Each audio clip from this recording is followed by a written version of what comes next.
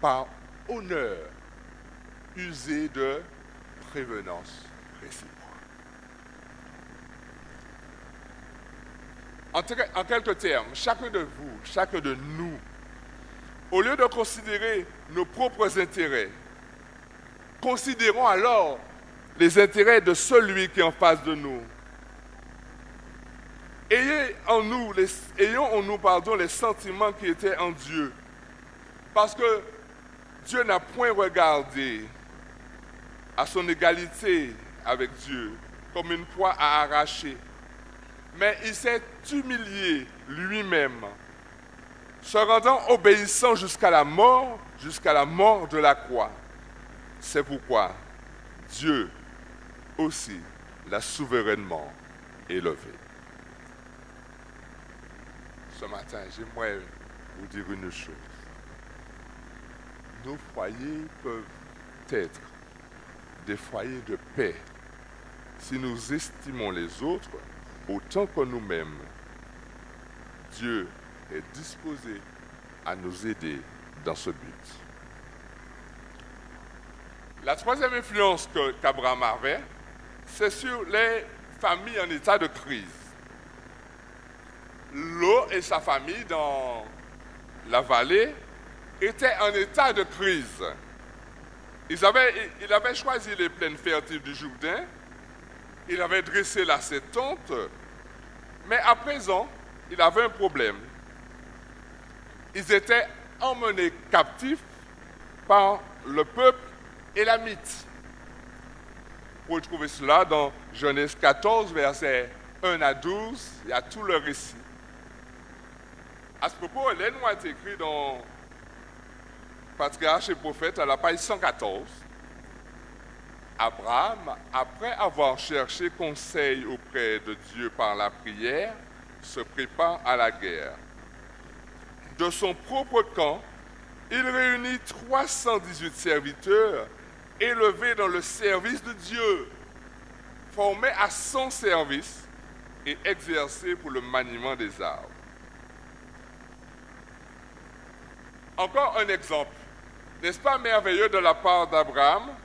C'est admirable de sa part de chercher à résoudre le problème de l'eau. Il n'a pas pensé à l'ingratitude de l'eau il y a quelque temps. Il était les belles chiméens, bon terrain, ces problèmes-là qui ont débrouillé quoi. C'est quelquefois nos réflexions, n'est-ce pas, mes frères et sœurs? Il était ça. Moi, je dit, fais attention. Il choisit ça, c'est punition. Il est débrouillé. Moi-même, moi, je dit ça avant, je ne vais pas faire rien encore. Ça finit. Mais ce n'est pas, n'est-ce pas, un exemple d'orgueil, d'égoïsme, de laisser l'autre dans ce pétrin si nous pouvons l'aider, si nous avons une solution? Est-ce chrétien d'agir comme cela? En tout cas, l'eau était en crise et Abraham n'a pas regardé à ceux qui avaient avant. Il a voulu aider l'eau dans sa crise. Et là, dans son propre camp, il a réuni des hommes pour aller le délivrer. Après avoir délivré l'eau, il n'a pas demandé non plus à l'autre d'excuses. Maintenant, excuse-toi parce que tu as choisi le meilleur terrain. Demandez-moi pardon là avant, sinon on prie en ça. Et quelquefois, nous agissons de la sorte. Abraham était sûr d'une chose. Son neveu Lot était dans l'épreuve. Il fallait l'aider. Il chercha la technique militaire. Et avec sa tactique, il sauva Lot et sa famille et tous les autres prisonniers parce que toute la ville de Sodome était prisonnier des Élamites. Mais Abraham était sûr d'une chose, il a triomphé. Mais il n'a pas triomphé seul. Il a triomphé avec l'aide de Dieu. Avec l'aide de Dieu. À ce moment, Abraham a montré que les justes ne sont pas des lâches qui risquent quelquefois leur vie pour délivrer celui qui est en face. Et Abraham a risqué sa vie pour délivrer Lot et sa famille. Il y a quelqu'un qui a fait pareil il y a 2000 ans. Notre divin champion sacrifia sa vie pour racheter l'homme de son péché, pour nous enlever de la captivité du péché. Il n'a pas regardé à ce qu'il allait mourir. Il n'a pas vérifié que c'est le problème de l'humain. Au départ, je lui avais donné le bon choix, il a fait le mauvais. Tant pis pour lui, qu'il reste dans son pétrin. Il a risqué sa vie pour sauver l'homme. Il a sacrifié sa vie pour sauver l'homme, pour délivrer l'homme de son péché. C'est un amour inégalable, n'est-ce pas? C'est pourquoi Jean, dans 1 Jean 3, verset 1, nous dit « Voyez quel amour le Père nous a témoigné afin que nous soyons appelés enfants de Dieu. » Dans notre siècle autour de nous, il y a partout des familles en état de crise. Des familles qui ont besoin de nous. Partout, le divorce fait des ravages. De même que la violence domestique. De même que l'inceste, pas le secte, mais l'inceste. Et aussi le viol. Autour de nous, il y a des gens qui ont perdu un être cher. Il y a des gens qui ont des familles, des parents malades, qui ont besoin de notre soutien, qui ont besoin de notre amour auprès d'eux. Beaucoup sont captifs aussi du péché et ont besoin de liberté qu'on ne trouve qu'en Jésus. Prenons ce matin l'initiative d'aider toutes ces catégories de personnes. Nous pouvons le faire. Quand quelqu'un a perdu notre chair, entourons-la de notre amour. Lorsqu'il y a quelqu'un de malade, cherchons à prendre soin de ces familles, à les visiter et si ce n'est pas possible, intercédons en leur faveur par la prière. Nous devons prendre des initiatives et ne pas rester là, latents, sans bouger. Nous pouvons aussi organiser des programmes au niveau de l'Église pour fortifier les familles dans l'Église et dans la localité. Nous pouvons aussi encourager des équipes de couples qui accueilleront chez eux des personnes seules, etc., etc., etc. Choisissons les bons moments pour aider ceux qui ont besoin de nous. Quelquefois, le nombre peut être petit pour faire toutes les actions que nous pouvons faire. Mais un groupe peu nombreux, animé d'une volonté de servir Dieu, d'une volonté d'aider l'autre, peut faire de meilleures choses que toute une église qui n'est pas prête à servir Dieu. Et alors nous serons bénis comme Abraham, lui, après avoir délivré Lot avec quelques personnes, a été béni par Melchisedec. Dieu aussi nous bénira parce que nous travaillons en sa faveur. La quatrième catégorie de personnes, ce sont les familles non sauvées dans les communautés et les villes. Et auprès de ces gens-là, nous pouvons aussi avoir une influence bienheureuse. Souvenez-vous, Abraham était là, à l'heure chaude de la journée, près de sa tente, quand s'approchèrent 3 visiteurs. Abraham n'a pas regardé, wow, il est de repos. Il s'est levé, il a mis en branle tous ses serviteurs, préparer le repas, préparant les accueillants, à boire, à manger, etc. Et à offrir à ses visiteurs de quoi se restaurer et être à l'aise. Et lorsque tout fut fini, ses visiteurs étaient prêts à repartir. Dieu, qui faisait partie de ses visiteurs, se posa une question. Cacherai-je à mon serviteur Abraham ce que je vais faire, ce pourquoi je suis en chemin? Et Abraham, qui était un homme de foi, était devenu par son exemple l'ami de Dieu. Par ses actions de tous les jours, Abraham était devenu l'ami de Dieu. Par sa communion quotidienne avec Dieu, Abraham était devenu l'ami de Dieu. Je souhaite ce matin que nous soyons tous ses amis. Moi et vous. Et alors, si nous sommes les amis de Dieu, Dieu va nous révéler comme un ami ce qu'il va faire. Vous savez, un ami dit à l'autre ce qu'il pense faire pour recevoir un conseil, pour le tenir au courant. Mais si nous ne sommes pas amis, personne ne nous dira rien. Abraham était devenu l'ami de Dieu, donc Abraham a dit à Dieu ce qu'il allait faire. Et Abraham dit à Dieu, bon, écoute Abraham, je vais te dire quelque chose.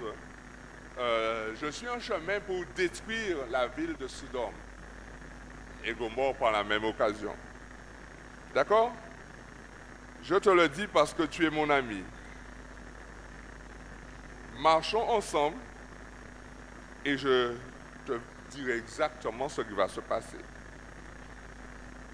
Mais une fois que Dieu a fini de parler, Abraham n'est pas resté la bouche fermée.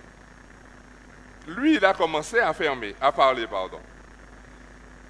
Et 6 fois, Abraham a intercédé pour ces villes auprès de Dieu. Mais est-ce que Dieu, tu penses que... D'accord, Abraham, je ferai comme tu as dit. Mais attends, Dieu, est-ce que tu penses que ce ne serait pas mieux de... 6 fois, Abraham intercéda pour cette ville. Et Dieu, là, en tant qu'ami, a écouté tranquillement ce qu'Abraham disait. Il aurait pu dire, bon, oh, Abraham, c'est suffisant, hein? Moi, j'ai décidé, je fais ce que je veux. Mais Dieu a écouté Abraham parce qu'Abraham était devenu l'ami de Dieu. Si nous sommes amis de Dieu, chers frères et sœurs, nous avons un privilège. Nous mettre en prière, intercéder, et Dieu nous écoute. Nous avons l'impression quelquefois que Dieu ne nous écoute pas.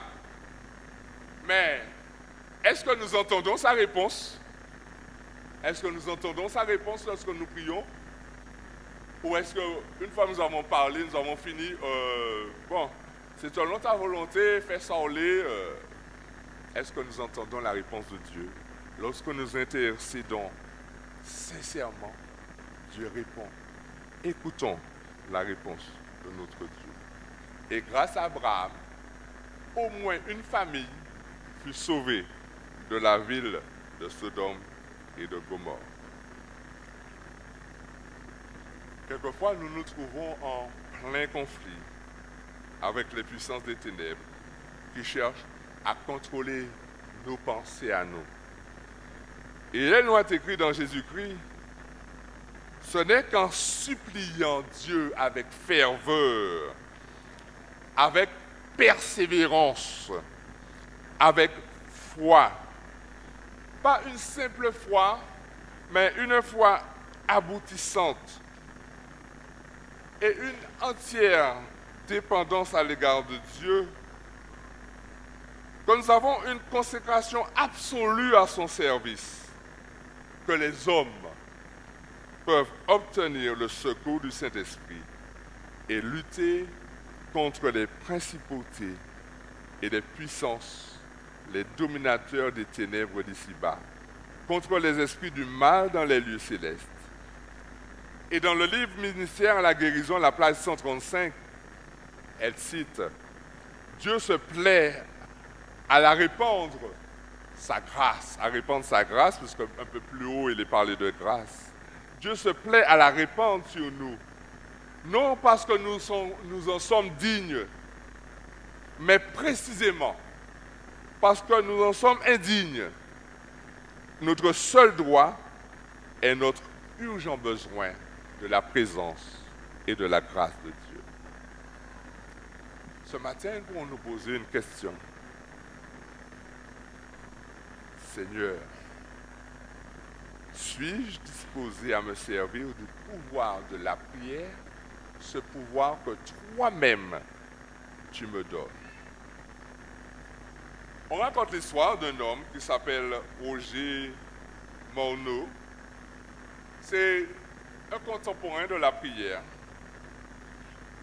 Et il a vu sa prière être exaucée à la minute près.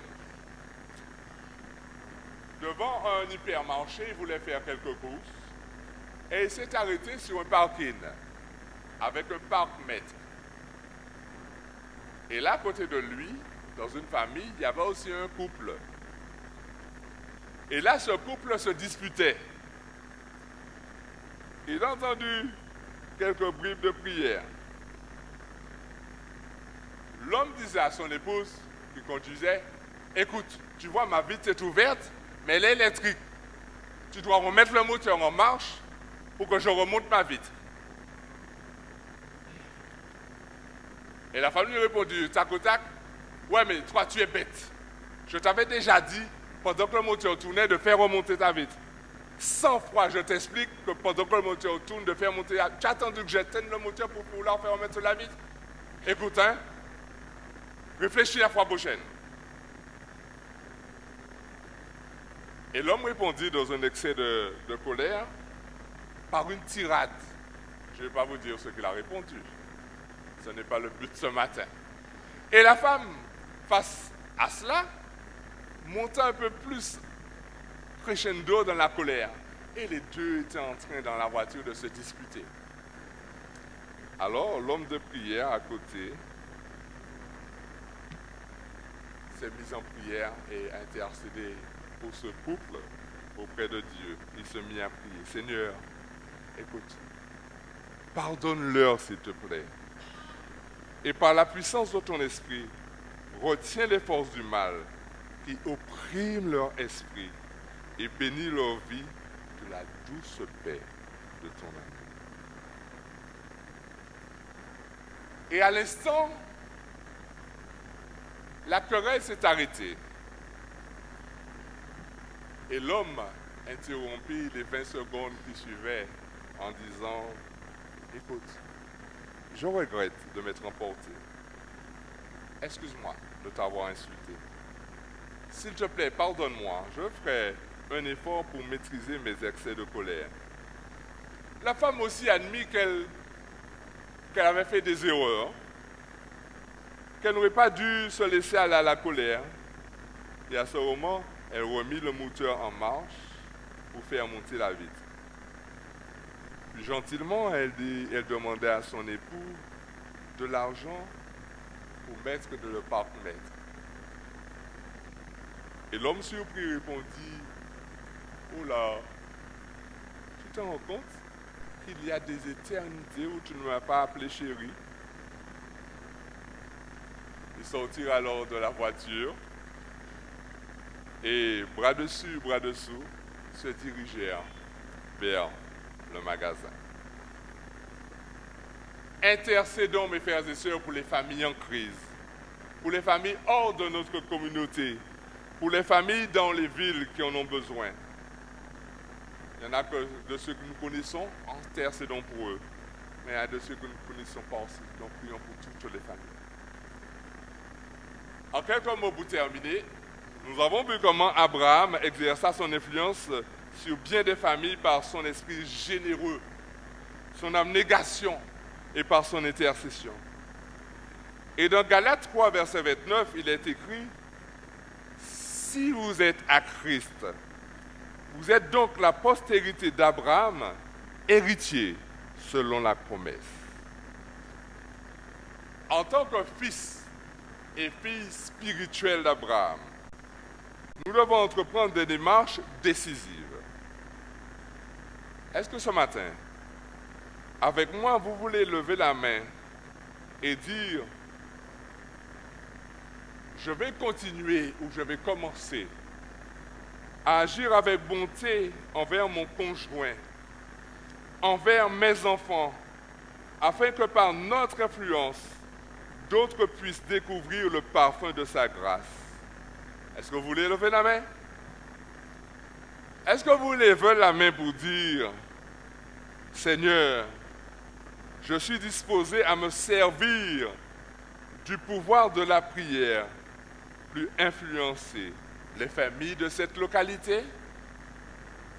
Que je vous bénisse et vois votre engagement. Pensons à tous ces gens. Pensons à être de vrais témoins.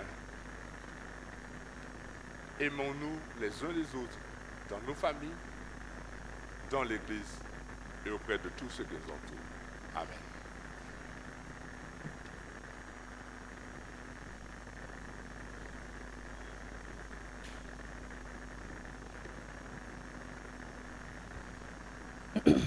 Pour terminer notre moment de culte, nous vous invitons à vous tenir debout et nous entendrons les paroles du numéro 432. On est bien à la maison quand règne l'amour.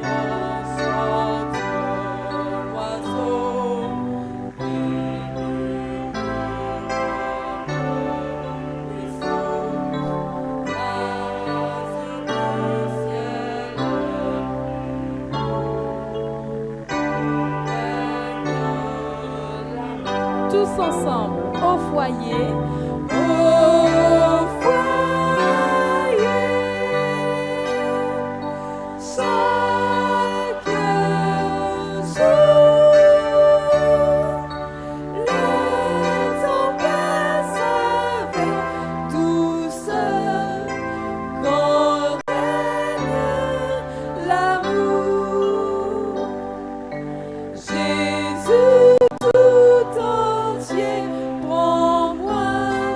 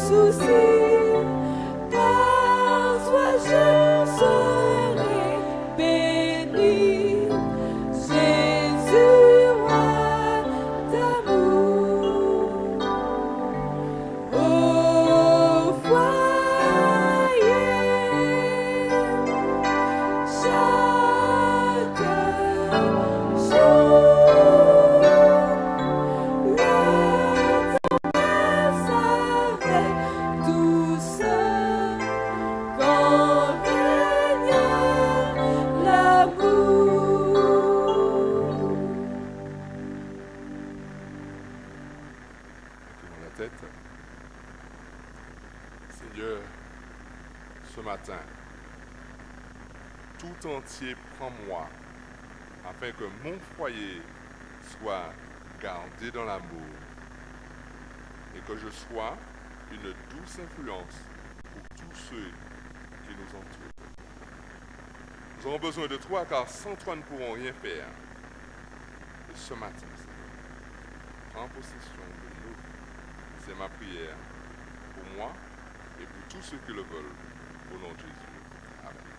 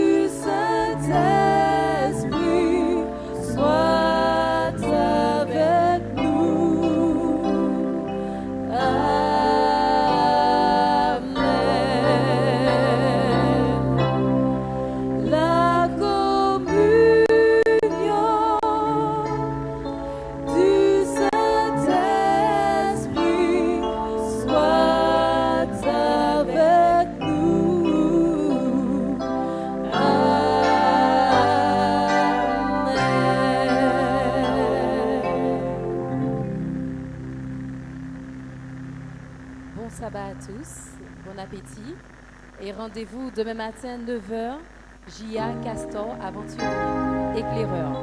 J.A. pardon. Éclaireur, aventurier.